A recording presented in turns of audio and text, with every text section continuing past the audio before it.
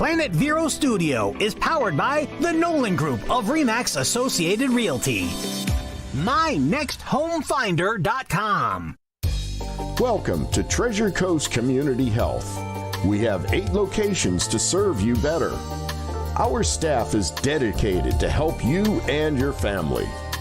Here's your host, Vicki Soulé. And welcome to Community Conversations. It's a pleasure to be here as always. This week is a little chillier, but I have to remind myself, even Floridians have to endure a little bit of winter weather. So all things considered, we're doing very well. But in case you're wondering why I'm all bundled up and holding my arms tight, that's why. We are so happy to be able to present new opportunities for individuals and agencies throughout the community that might otherwise be toiling away in secret, and this week is no exception to that. I've had the pleasure of meeting Shayla Edwards, who is the new CEO, founder of the Treasure Coast Girls Coalition. So welcome, Shayla. Hi, and thank you for having me.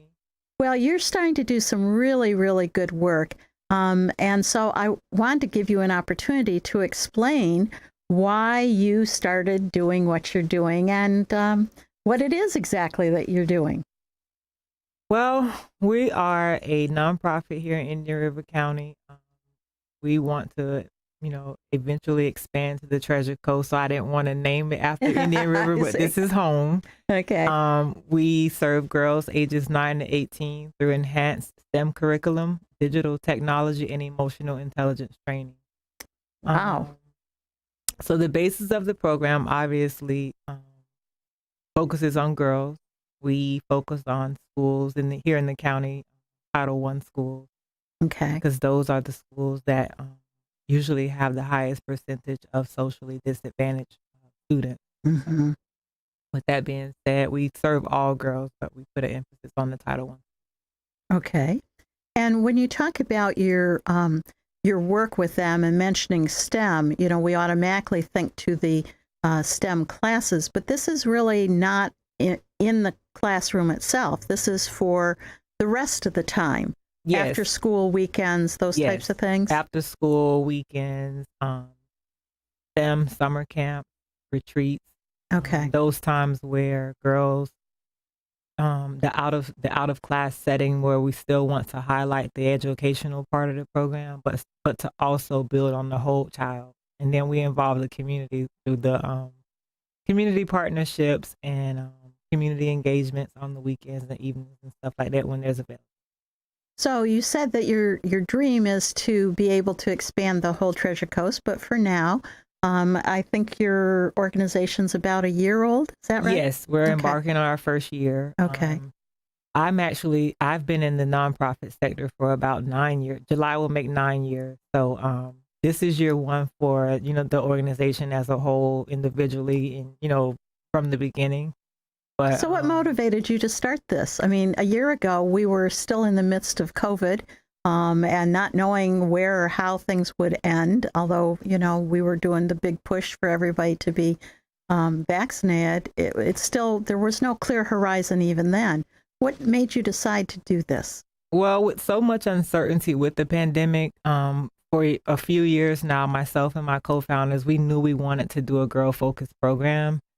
And I think maybe like in 2019, towards the end of that year, I got really serious about, putting the pieces in place to form a program. And of course, the pandemic hit in March of 2020, sent all the kids and educators home virtually to pretty much kind of figure it out. Nobody knew what we were doing. Mm-hmm. The Zoom platform, the trying to, teach virtually, things like that. It was a great challenge. And of course, I'm always up for a challenge. So I was like, something has to come of this. Like, this is just unreal, So you started reaching out to some of these girls who you knew had perhaps working mothers that couldn't help them with their setup and their daily challenges of connecting to the schoolwork. Right. So as we were navigating the digital platform as a community and as a the global crisis, it just became very clear that digital technology was one of those things where it needed improvement overall. for myself, for the kids, for the educators, for the school district. Everybody was trying to figure it out. Mm-hmm. So at that point, I was like, we're not going to wait another year. We're going to form this program in the middle of this pandemic, and we're going to give it our all, and we're going to make this really, really work. And so far it has, because it's been very enlightening with, the digital literacy. We all together share the Moonshot community, and we uplift that community. And one of those things where we all are aware of is reading by third grade was a challenge for all the kids, but Mm-hmm. digital literacy is also a very big challenge that we haven't even really tapped into yet. So technology, innovation, all of those things were at the forefront of building a quality and sustainable program. So, I'm not trying to pick on you, but I think there are probably others that will start connecting the dots. Crossover Mission Mm-hmm. works with that same age group. Mm-hmm. The Daisy Hope Center and Mhm. GYAC does. What do you think is unique about your program? Well, number one, we're female focused. We're one of the only organizations in the county on a grassroots perspective that focuses on girls. The emotional intelligence piece is what a lot of programs I feel don't really engage enough in. So that was one of the things that I was also very proud to set up. And then STEM, the representation of in communities of color, in communities of poverty. There's not a lot of representation in the STEM field, which is science, technology, engineering, and math. So that was a focus that I felt, going way left on, Mm-hmm. that would highlight it and would give us the opportunity to really grow and bring, expansion and promise to these females. So, how many gals are you working with right now? Our capacity right now is 20. Okay. Because we want to keep it small. We don't only work with just the girls, we work with the families. So when you talk about families, you talk about siblings, you talk about parents, single parents, and things like that. So I wanted to keep the program really, really small so that we can really, really see, the work in place and the progress that we're making and the outcomes and measurables really come full circle. So keeping it small, I think it will give us that ability to do so. So, if someone was interested in finding out more about your program, do you have a website yet, or Yes, we do. can they call you? Our website is treasurecoastgirls.org. Okay. We are our social media channels. We're on Facebook. We're on Instagram. We have a YouTube page. So we're getting our feet wet with the whole. You're living the whole digital technology piece. Oh yeah, you have to listen. If you teach digital technology, you have to know it. So I wanted to make sure I will be able to always tell people like this stuff is like created from scratch. It's made with love. It's very intentional about being able to show the girls, hey, we can do this together. Like we can learn this. This is something that is always innovative and smart, and it'll always create a job opportunity for you. Absolutely. So what you're saying is you've got some of these gals helping you with these things. Oh sort yeah, of they get OTJ, to right? input. That we ask questions. Do you like this? What do you think about it? Does this stand out to you when you see it? Because Okay. it's their thing. Like to allow them the ability to express their opinion and to have a choice and to engage. That's what we want. We want them to say, "Oh, I don't like that," and they'll tell you. They're very honest, so they're gonna tell you what they like and don't like. So it's really amazing to have their input. So where are you meeting with these gals? We are on the campus of Gifford Middle School. We meet up Okay. to 3 days a week. After Wonderful. school from 3 to 5. That's great. We have somewhere for them to, set location and they can come. They're welcome. Even kids that don't attend Gifford Middle that want to register for the program, Okay. that's where we're located. And then you also apparently reach out to the parents before you engage the girls to make sure that this is going to be a cooperative environment. Yes, because without the parent engagement, it takes a village. So we want to make sure that we're in the village, but we're not the ones running the village. So between the parent, the teachers, guidance counselors, different organizations that already serve children, we try to engage them as well and partner with them so that they're aware that these services are, available if needed and a resource, especially even with the churches. So.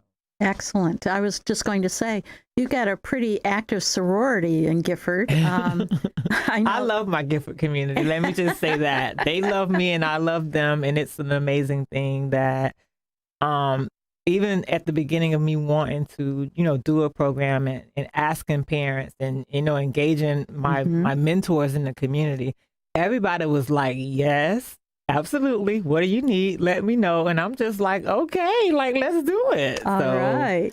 Well, we're going to take a short break. And then when we come back, we'll continue this lively conversation. Thank you, Shayla.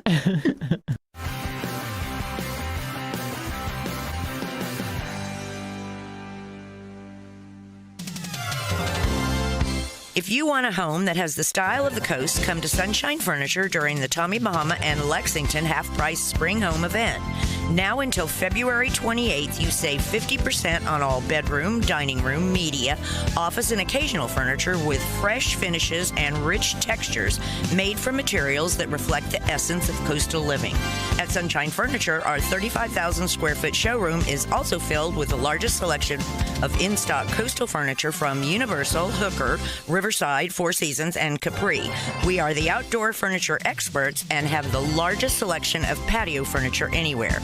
Visit Sunshine Furniture now during the Tommy Bahama and Lexington half-price spring home event. All pictures, lamps, and accessories are 50% off. Sunshine Furniture, 1295 US 1 in Vero Beach, next to Planet Fitness. Visit our website at sunshinefurniturecasual.com. Also, don't forget to visit our outlet and sales store just across the street. ITEX, or International Trade Exchange, is the largest barter company in the world with over 25,000 members offering goods and services. We're a marketing company that brings you new business in the way of trade, with over 200 local members enjoying the benefits of ITEX, like lawyers, doctors, plumbers, media, printing, and more. Hi, this is Liz Bowler. Contact me and find out why barter through ITEX has been smarter for over 30 years. 772-532-1881. Visit itex.com. Many women forego their own health care, giving their time to family and friends. And some forego health care for financial reasons, with not enough income for basic necessities and their own medical needs. I'm Vicki Soule, CEO of Treasure Coast Community Health, and I'm giving in honor of my mom, who taught me the value of early cancer detection. Join me in gifting healthcare to women. Visit tcchinc.org and donate to honor the women in your life. And welcome back to Community Conversations.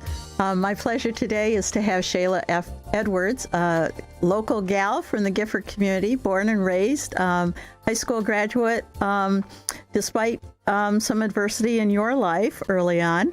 So Shayla has started a program specifically for girls, the Treasure Coast Girls Coalition, and that's for 9 to 18. So middle school and high school, basically. Mm-hmm. Okay. Late elementary, all through middle school, which is the formidable years, and then through high school. They are formidable, that's for sure, and formative, because the habits or the assumptions that they make as they're going into and out of puberty certainly affects the rest of their life. Mm-hmm. Do you feel that we've got other opportunities there? I know that you talked about the social, oh man, you've covered a lot of things. I can't even put into words again in a short little bit, all the different aspects, but why, to simplify it, why did you decide to work with teenage girls? You have a son, right? I have two sons. You have two sons. I also have a daughter that's 11. Okay. And when she came, I was like, I have to do this way different. Like, she was different from the start. She's always looked at me in my eyes from day one since she was born. And her looking in my eyes, I wanted her to be inspired. I wanted her to be proud. I wanted her to understand that there are going to be challenges. There are going to be, things that are going to come up in your life and in your path that you can overcome. So one of those, the aspects of that was for me to be able to show my daughter that I was very, very resilient, that I had the grit and determination to really see it through because we all know we're not going to make it out of life alive, right? Right. So we might as well do it our way, but we do it in a way to where it's inspiring and that it's impactful to those that are looking up to us. And her looking at me in my eyes from day one, I was like, okay, I have a task. I have to be really good at this task. And with parenting, you don't get instructions. So No, you don't. you just have to make the best of it and, always be proud of, your accomplishments and always lead in a way that you would want your children to follow. And it's difficult with so many mothers having had to enter the workforce to have that kind of role model after school and during tough times, because let's face it, when you're working full time and then some, it is really hard to be fresh as a bunny over dinner with your children. Well, working full time and trying to even prepare dinner for your children as a single parent, which I was at some point, is really difficult. It's a challenge. That's another job on top of your 9 to 5. And for our parents here in this community, there's more than 50% of the moms in Indian River County are single. Wow. They're running households, they're running businesses. Some are actually, working as a frontline worker in healthcare and things like that. So, and you mentioned during our break that January is a special month. Yes. That I didn't even know about, I'm ashamed to say. Well, we learn something new every day. Yes, we do. January is Poverty Awareness Month. And with me being a individual coming from poverty, I always want to, bring awareness and education to the systems of poverty that have been very difficult to navigate. And those are some of the things that I try to prepare my students for, because when you're raised in poverty, there isn't a high percentage of people that make it out of that. That's true. So I, always want to be that guiding light that if you really want to get out of here and you really want to make it, there's opportunities that we can create and expand and highlight that will allow us that ability to do so. And STEM is one of those, the STEM careers, as a scientist, as a technology instructor, as an engineer or as a mathematician, especially for females. Less than 20% of the kids that graduate high school pursue careers in STEM, and that's a very low number because when you look at male and female, I'm pretty sure that 26% is lower when it comes to women. Yeah, well, we're still we got our work cut out for us. We're still a little conflicted between the family and the career and the support systems. And I think the important message is, though, that reach for the stars and with dedication and support, you will make them, and hard work. Yeah. So do you have some volunteers that help you on some of these meetings? Are you looking for more volunteers? And if so, in what areas? We always welcome new volunteers. We love our volunteers. Volunteers are the backbone of any organization. Those are the ones that really, really put their time and effort and resources into making these programs thrive. So we have a few volunteers and we are welcoming more. So you just mentioned earlier that you have STEM weekends or retreats? Yes, we do STEM camps over the summer. This summer, we're going to be trying to get the kids out and about more versus, staying on campus and staying in the classroom. We'll do some digital technology and stuff like that, but we want to get them out and see and in these areas where STEM careers happen and where STEM opportunities do exist. So we're very excited about the summer because this is going to be summer number 2, and I already kind of got it planned out. I'm just praying that it goes well. Well, and I know that we volunteered to have Rashonda Williams, our PhD, PharmD gal, come over and talk about women in pharmacy. Yes. And so I wondered if there were other volunteer opportunities. And if so, if some of our very talented snowbirds might want to come in and sort of give a short inspirational talk about what they chose as their career. Yes. One of the things that I love about engaging the community is there's a wealth of knowledge in women that have, and men that have been in these careers and they've enjoyed their careers and they love, engaging and empowering and teaching people about those careers. So I see those volunteers as the most vital to the organization because they also become mentors. And mentorship, we know through research, can really change the trajectory of a child's life. So I really, really embrace that and welcome it. And if there's anybody that's willing to volunteer or to come talk or do a session with the kids, please contact me.